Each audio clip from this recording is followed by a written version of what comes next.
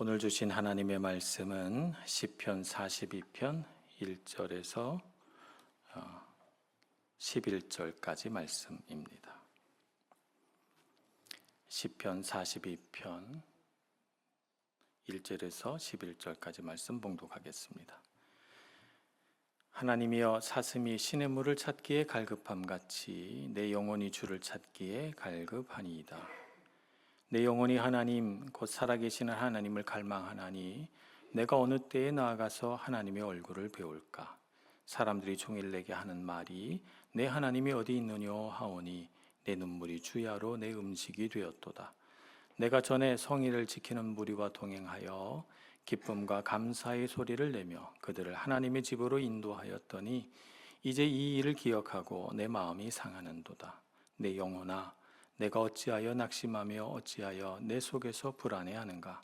너는 하나님께 소망을 두라. 그가 나타나 도우심으로 말미암아 내가 여전히 찬송하리로다. 내 하나님이여, 내 영혼이 내 속에서 낙심이 되므로 내가 요단 땅과 헤르몬과 미살산에서 주를 기억하나이다. 주의 폭포 소리에 깊은 바다가 서로 부르며 주의 모든 파도와 물결이 나를 휩쓸었나이다.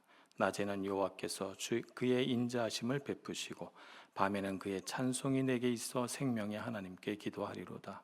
내 반석이신 하나님께 말하기를 어찌하여 나를 잊으셨나이까? 내가 어찌하여 원수의 압제로 말미암아 슬프게 다니나이까 하리로다.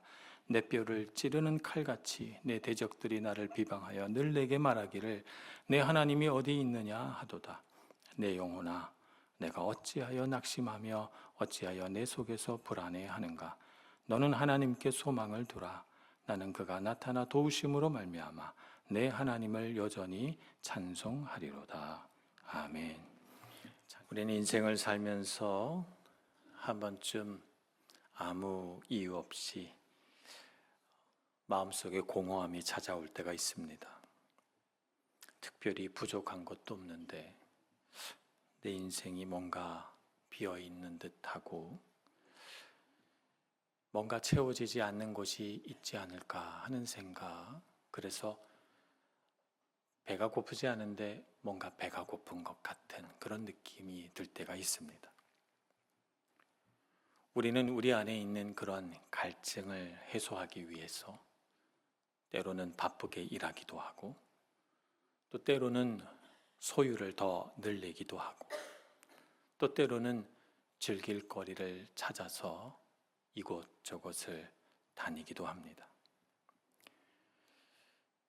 그런 일들을 통해서 잠시 채워지는가 싶었던 우리의 만족감은 금세 사라져버리고 우리는 또다시 홀로 있을 때 공허하다. 내 인생은 왜 이렇게 갈급할까? 뭔가 중요한 걸 잊고 있지는 않는가 하는 생각을 하게 됩니다. 시편 42편은 우리 영혼의 갈급함을 주제로 한 시편입니다. 이 시편을 묵상해 보면서 도대체 42편의 이 시인은 무엇 때문에 이렇게 목말라 하는 걸까? 나는 내 목마름의 원인은 무엇일까? 라고 하는 것을 생각해 보면서 오늘 말씀을 함께 묵상해 보고자 합니다. 첫째는 시편 42편 시인은 광야에서 하나님의 샘을 찾아다닌다 이렇게 말합니다. 이 시편의 저자는 어떤 상황에 놓여 있길래 영혼이 갈급할까 이런 생각을 먼저 해보게 됩니다. 4절에 보면 내가 전에 성의를 지키는 무리와 동행하며 기쁨과 감사의 소리를 내며 그들을 하나님의 집으로 인도하였더니 라고 되어 있으니까 예전에는 사람들과 함께 성전에 올라가서 예배하고 그랬다는 거예요. 그런데 지금은 그렇게 못해서 그때 일을 기억하며 내 마음이 상한다 이렇게 기록되어 있습니다. 2절을 보니까 또 내 영혼이 하나님 곧 살아계시는 하나님을 갈망하나니 내가 어느 때에 나아가서 하나님의 얼굴을 배울까? 하나님의 얼굴을 본다라고 하는 것은 예배 드린다는 의미이기 때문에 지금 예배 드리지 못하기 때문에 내가 언제 어느 때 하나님의 얼굴을 배우러 나갈 수 있을까? 예배를 그리워하고 갈망하는 이 시편 기자의 마음이 드러나 있습니다. 그러니까 그가 놓여 있는 상황은 마음대로 예배를 드릴 수 없는 상황에 있습니다. 그래서 가만히 앉아서 전에 예배 드리던 때를 생각하며 그림에 사무치고 동시에 지금 예배 드리지 못하는 상황이 너무 힘든 거예요. 그래서 이 시편을 지은 것입니다. 그가 예배할 수 없는 이유가 무엇일까요? 어떤 학자는 그가 병에 걸려서 자리에 누워서 이 시편을 썼다 이렇게 말하기도 하고요. 또 어떤 학자는 먼 이방인의 땅에 사로잡혀 가서 예루살렘을 바라보며 그 그리움에 사무쳐서 부른 노래다 이렇게 말하기도 하고, 또 어떤 사람들은 사람들로부터 따돌림 당하고 관계가 끊어져서 탄식하며 부르는 노래다 이렇게 말하기도 합니다. 그가 어떤 고난이 있든지 간에 지금 예배에 대한 그의 갈급함은 너무나도 큽니다. 그래서 그는 자신의 그 영적인 갈급함을 어떻게 표현하는가 1절에서 표현된 것처럼 사슴이 시냇물을 찾기에 갈급함 같이 내 영혼이 주를 찾기에 갈급하니이다 이렇게 표현합니다. 유대의 광야에 가면 예루살렘 아래쪽에 사해 바로 옆에 유대 광야라고 불리는 곳이 있습니다. 유대 광야에 가면 엔게디라고 하는 장소가 있죠. 엔게디라고 하는 말의 뜻은 샘이란 뜻이고요. 게디 그러면 새끼 사슴을 말하는 것입니다. 그래서 엔게디 그러면 새끼 사슴의 어린 사슴의 샘이라는 뜻을 가지고 있습니다. 이 엔게디는 유대 광야 한쪽 편 사해 광야 쪽에 있는데요. 유대 광야 가운데서 유일하게 지하수 샘물이 솟아나는 곳입니다. 그래서 많은 길을 잃은 동물들이 또 사람들이 그 엔게디 샘을 찾아서 생명을 얻고 또 기쁨을 누렸던 것이죠. 광야에서 길을 잃은 어린 사슴이 물을 찾아 헤매는 것을 우리 한번 상상해 봅시다. 이 어린 사슴이 얼마나 두렵고 얼마나 불안하고 얼마나 간절할까요? 지금 시편 42편의 시인은 자신의 영혼이 마치 광야 속에서 물을 찾아 헤매는 어린 사슴 같다고 느낀 것입니다. 그래서 그런 갈급함으로, 그런 두려움으로, 그런 간절함으로 하나님을 찾고 있다 이렇게 고백하고 있습니다. 죽음으로 둘러싸인 환경 속에서 하나님은 그에게 유일하게 솟아나는 생명수 샘이었습니다. 그래서 그는 하나님과의 관계가 끊어지면 영적으로 보면 나는 죽은 것이나 다름없다 이렇게 절박한 심정을 가지고 하나님을 찾아 부르짖고 있는 것입니다. 역사적으로 보면 엔게디라고 하는 이 샘은 다윗이 사울의 추격을 피해서 은신했던 장소로 널리 알려져 있습니다. 그래서 사람들이 다윗이 엔게디 광야에 있습니다 이렇게 사울에게 보고를 하자 사울은 3,000명이 넘는 군인들을 선발을 해가지고 유대 광야로 다윗을 잡으려고 옵니다. 다윗과 부하들은 샘이 솟아나는 엔게디 동굴 어딘가에 숨어 있었는데 우연하게도 사울이 그 다윗과 부하들이 숨어 있는 동굴로 들어오는 것이죠. 거기서 볼일을 보고 있는데 부하들이 다윗을 막 잡아서 그에게 재촉합니다. 왕이여, 이제 사울을 죽일 때가 왔습니다. 당신의 원수를 죽여 이 고난에서 영영 벗어날 때입니다. 그런 기회입니다. 그에게 막 칼을 뽑으라고 재촉합니다. 그래서 다윗이 칼을 뽑죠. 칼을 뽑아서 사울에게 몰래 다가가서 사울을 죽이지는 않고 그의 겉옷을 한 자락을 뱁니다. 그는 동굴을 나와서 사울을 만나 골짜기 계곡 하나를 놓고 이쪽 언덕 마주보고 서서 둘이 대화를 합니다. 사울과 다윗이. 그래서 사울에게 말합니다. 자신이 그를 죽일 수 있는 상황에 있었지만 죽이지 않았음을 그가 벤 겉옷자락을 흔들면서 증거합니다. 그러면서 사무엘상 24장에 보면 이렇게 다윗이 이야기합니다. 왕은 내 생명을 찾아 해하려 하시나 나는 왕에게 범죄한 일이 없나이다. 사울 왕 앞에 무죄한 자기 자신을 고백하면서 이 모든 일들의 옳고 그름을 하나님께서 판단하실 것이다. 그가 그렇게 말합니다. 사무엘상 24장 15절을 봅니다. 그런즉 여호와께서 재판장이 되어 나와 왕 사이에 심판하사 나의 사정을 살펴 억울함을 풀어주시고 나를 왕의 손에서 건지시기를 원하나이다 라고 사울 왕 앞에서 외칩니다. 광야 같은 상황 속에서 그에게 고난을 주고 있는 사울을 맞닥뜨려 다윗은 그의 고난을 자신의 힘으로 바꾸려고 하지 않았습니다.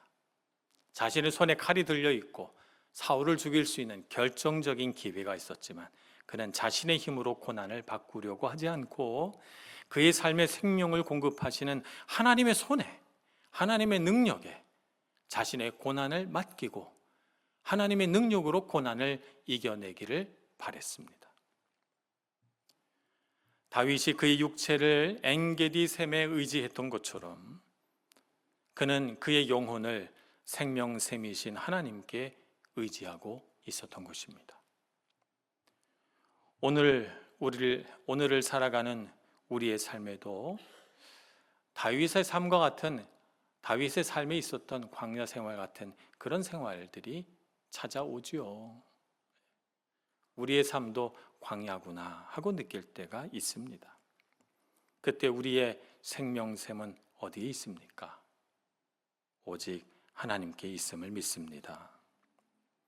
우리도 다윗처럼 내 힘으로 이렇게 저렇게 고난을 바꿔봐야지 하고 나를 주장하지 않고 우리에게 생명을 공급하시는 하나님의 능력과 하나님의 방법에 고난을 이겨낼 수 있는 모든 비결을 맡겨드리는 믿음 있는 사람 되기를 소원합니다. 잠언 14장 26절에서는 이렇게 말씀하고 있습니다. 여호와를 경외하는 것이 생명의 샘이니 사망의 그물에서 벗어나게 하느니라. 여호와를 경외하면 그것이 그에게 생명샘이 되어서 그를 죽이려고 하는 사망의 그물에서 그가 벗어나게 해주신다는 거예요. 이 말씀처럼 주님을 경외하는 것이 나에게 생명샘이구나 라고 생각하고 주님 안에서 영혼의 갈급함을 해결하고 인생의 고난을 헤쳐나가시는 모든 성도님들 되시기를 간절히 기도합니다. 두 번째 우리가 함께 생각해 볼 것은 이 광야라고 하는 곳이 결국에는 영적인 싸움 속에 있구나 하는 것을 알게 됩니다. 광야 속에서 가장 힘든 순간이 언제일까? 오늘 시편 42편의 시인은 그 가장 힘든 순간을 언제라고 고백하고 있냐면 내 하나님이 어디 있느냐라고 하는 조롱의 말을 들을 때라고 고백하고 있습니다. 3절에서는 이 말을 듣고 눈물이 쏟아진다고 말합니다. 내 눈물이 주야로 내 음식이 되었도다 이렇게 고백하고 10절에서는 대적이 내 하나님이 어디 있느냐 이 말을 할 때에 이 말을 듣는 자기의 감정이 어떤가 하면 내 뼈를 찌르는 칼같이 내 마음에 그 말이 와서 박혔다는 거예요. 그래서 너무 아팠다는 거죠. 그가 이렇게 감정이 요동치고 힘든 이유는 이 말이 그만큼 시인의 마음을 흔드는 핵심적인 공격이었기 때문입니다. 내 하나님이 어디 있느냐라고 하는 이 질문은 지금까지 창세로부터 지금까지 우리가 사탄에게 시험을 받아서 죄를 짓고 타락한 그 시점부터 지금까지 사탄이 믿는 자를 무너뜨리기 위해 사용하는 가장 주된 무기입니다. 우리가 살아가는 세상에서 영적인 싸움 치열하지요. 성도가 하나님이 없는 것 같은 이런 상황에 놓여 있을 때 사탄은 다가와서 우리 마음에 말합니다. 봐라, 너의 하나님이 어디 있느냐? 하나님 없지 않느냐? 라고 속삭여 우리의 마음이 낙심하게 만듭니다. 성도들이 감당하기 어려운 질병이나 갑작스러운 재정적인 손실이나 자녀로 인해 심각한 문제를 안고 있거나 관계 속에 벌어진 갈등 상황이 장기간 지속될 때 사탄은 찾아와서 우리에게 속삭입니다. 전능하신 하나님이 너와 함께 있다면 너에게 어떻게 이런 일이 벌어질 수 있냐? 차라리 하나님을 부인하고 믿음을 버리라. 내 하나님이 어디 있느냐? 없지 않느냐? 라고 우리에게 말하는 것이죠. 이렇게 물으며 우리를 시험합니다. 세상은 힘과 성공을 신으로 경배합니다. 힘과 성공을 경배하기 때문에 고난당하는 성도들이 실패 때문에, 어려움 때문에 좌절해 있을 때 세상은 우리를 향하여 너가 믿는 하나님은 무능하다, 너가 믿는 하나님은 허상이다, 이렇게 비난하고 조롱합니다. 자, 우리 삶에 있는 이 깊은 절망, 이 두렵고 무서운 영적인 싸움을 우리는 어떻게 싸워 나가야 할까요? 예수님은 그의 공생애가 시작되면서 치열한 영적인 싸움이 있을 것을 아셨습니다. 그래서 하나님은 성령으로 하여금 예수님을 광야로 인도해서 40일간 훈련을 받게 하셨죠. 사탄이 예수님을 향하여 시험할 때마다 꼭 이 말을 합니다. 만일 네가 하나님의 아들이라면. 사탄이 이 말을 하는 것은 사탄이 바라볼 때 예수님이 하나님의 아들이신지 아닌지 몰라서 하는 말이 아닙니다. 성경을 보면 예수님이 귀신을 쫓아낼 때 그 귀신 들린 사람보다, 그것을 구경하고 있는 일반 백성들보다 그 안에 들어있는 귀신이 예수님을 먼저 알아봅니다. 당신은 거룩하신 하나님의 아들입니다. 당신같이 거룩하신 이가 왜 내게로 옵니까? 나를 저 돼지들에게로 들어가서 나로 하여금 살게 하소서, 뭐 등등 예수님을 바로 알아보고 예수님의 정체를 이야기합니다. 그래서 오늘 예수님을 시험하는 이 사탄은 예수님을 몰라서 네가 만약 하나님의 아들이라면 이라고 질문을 하는 것이 아닙니다.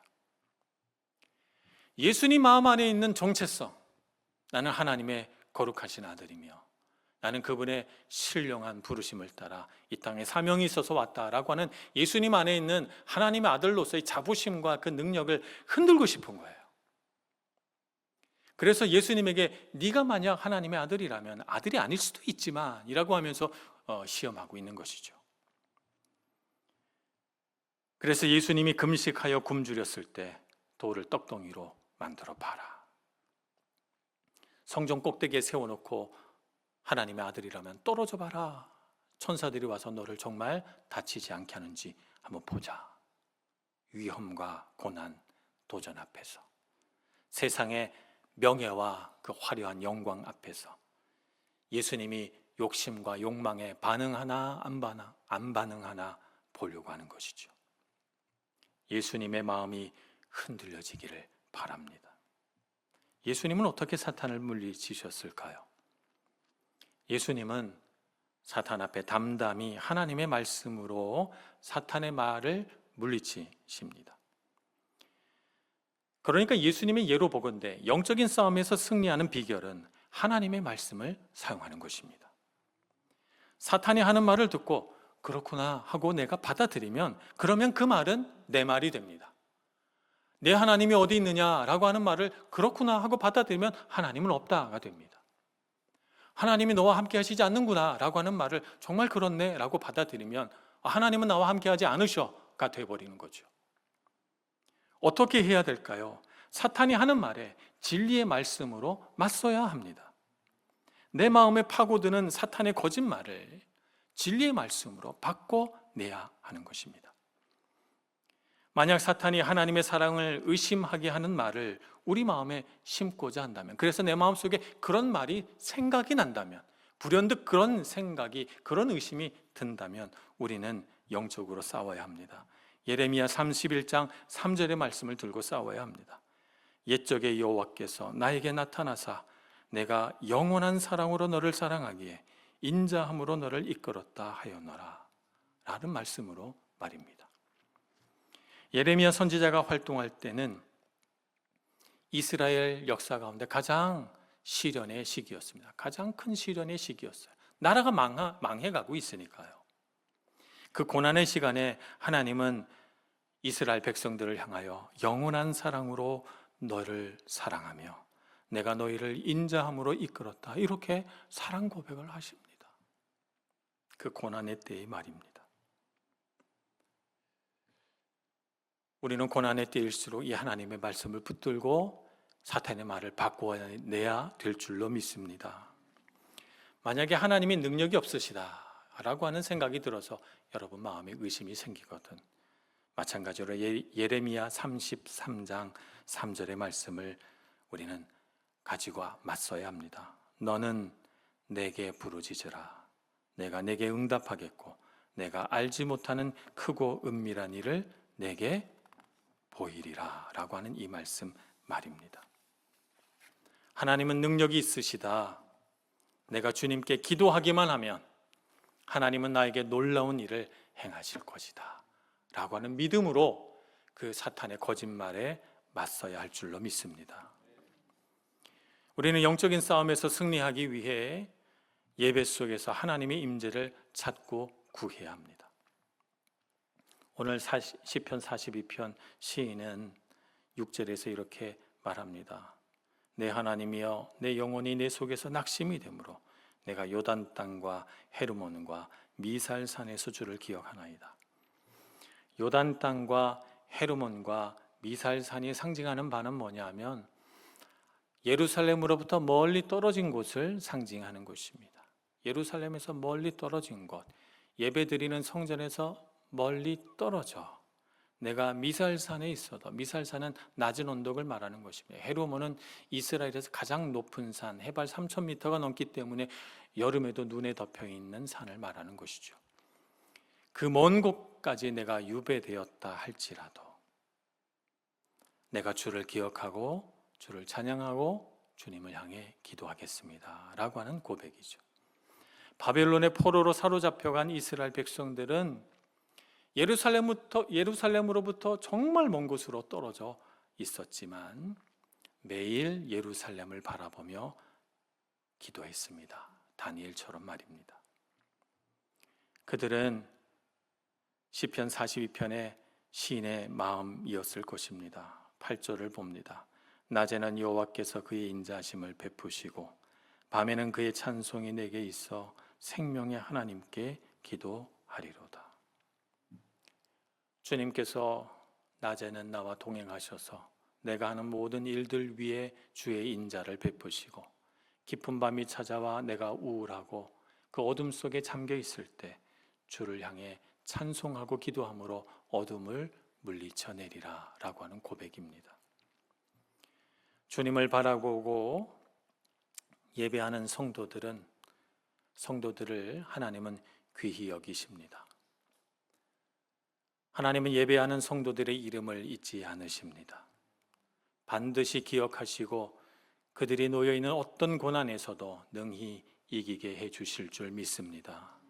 그러니 영적인 싸움에서 뒷걸음치지 마시고 사탄이 우리 말에 마음속에 심는 그 말, 내 하나님이 어디 있느냐라고 하는 말이 여러분의 마음속에 들리거든 분연히 일어나서 하나님의 말씀을 들고 싸우는 여러분들 되시길 축복합니다. 세 번째는 우리가 사는 광야에도 반드시 봄은 온다는 것이죠. 고난을 이겨내는 것이 우리의 사명입니다.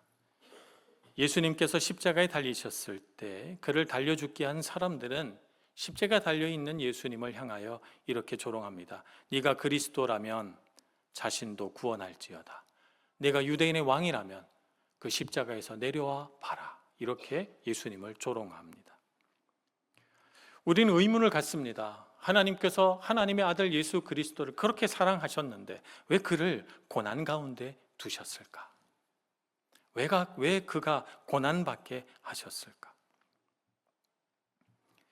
그가 고난받으신 이유는 우리 모든 인간을 묶고 있는 죄와 사망의 굴레에서 우리가 해방되고 우리가 자유케 되도록 하기 위하여 자신을 희생제물로 드리신 까닭입니다.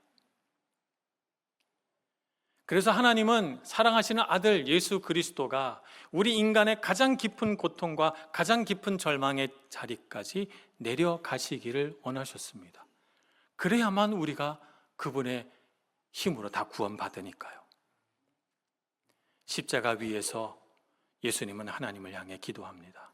아버지, 내 영혼을 아버지 손에 부탁하나이다. 다 이루었다 하시면서 끝까지 하나님을 향한 소망, 믿음을 버리지 않으시고 하나님께서 예수 그리스도께 맡기신 모든 사명을 완수하십니다. 예수님께 주어진 사명은 고난을 당하고 고난을 극복하고 죽음의 권세를 이겨내는 바로 그것이었습니다. 예수님의 제자인 우리의 사명도 동일합니다. 예수님은 제자들을 부르시면서 이렇게 말씀하셨죠. 누구든지 나를 따라오려거든 자기를 부인하고 자기 십자가를 지고 나를 따를 것이니라고 말씀하셨습니다. 제자의 사명은 무엇입니까? 예수님께서 하신 것처럼 고난을 이겨내고 승리하는 것입니다. 그것이 우리 제자들의 사명입니다. 그런데 두려워하지 마십시오. 우리가 겪는 고난은 예수님의 고난보다 훨씬 쉽습니다. 왜냐하면 이미 주님께서 모두 이기시고 모두 승리하시고 부활하셨기 때문입니다. 그래서 우리는 예수님처럼 고통받을 필요가 없습니다. 그래서 예수님은 우리가 받을 고난에 대해서 이렇게 말씀하셨습니다. 마태복음 11장 28절 이하입니다. 수고하고 무거운 짐진 자들아 다 내게로 오라. 내가 너희를 쉬게 하리라 라고 말씀하시면서 나는 마음이 온유하고 겸손하니 나의 멍에를 메고 내게 배우라. 그리하면 너희 마음이 쉼을 얻으리니 이는 내 멍에는 쉽고 내 짐은 가벼움이라 하셨습니다.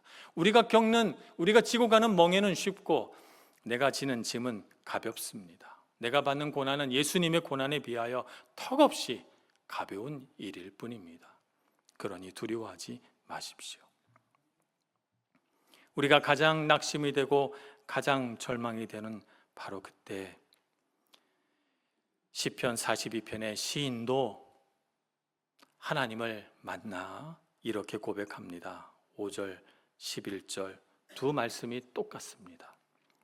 내 영혼아 내가 어찌하여 낙심하며 어찌하여 내 속에서 불안해하는가. 너는 하나님께 소망을 두라. 그가 나타나 도우심으로 말미암아 내가 여전히 찬송하리로다. 그는 승리를 노래하고 있는 것이죠. 성도들에게 고난은 있지만 반드시 고난 다음에는 승리가 따라온다는 사실을 깨닫고 있는 것입니다.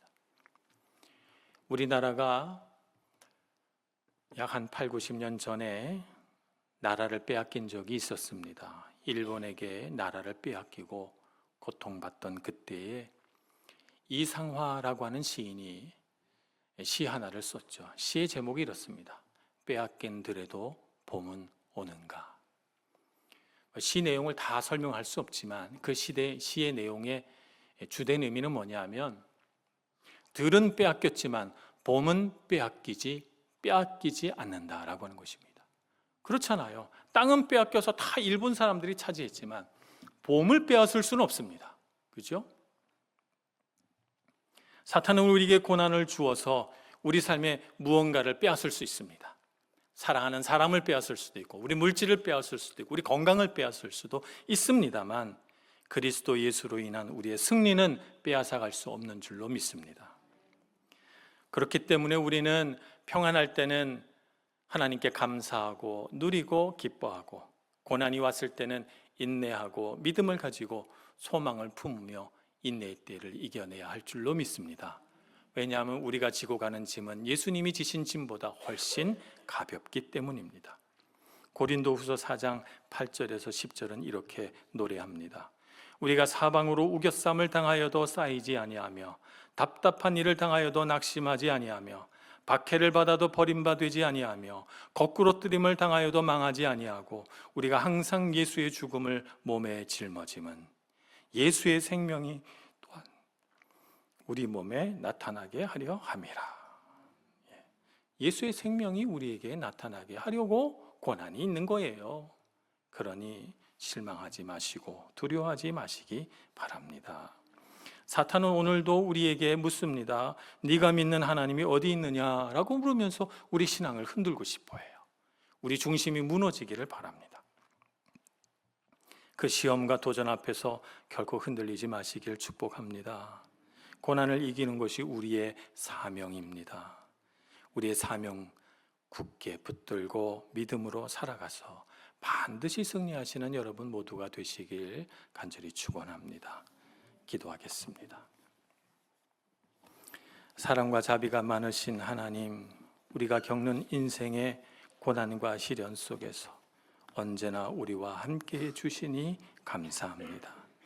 우리의 능력으로가 아니라, 우리의 지혜로가 아니라 오직 하나님께서 공급해 주시는 능력과 지혜로 이겨내기를 소망합니다. 주님의 승리를 맛보고 평안할 때에는 찬송하고 고난당할 때에는 깊이 묵상하며 하나님의 함께하심을 누리고 소망을 잃지 않는 저희들 되게 해 주옵소서. 예수님의 이름으로 기도합니다. 아멘.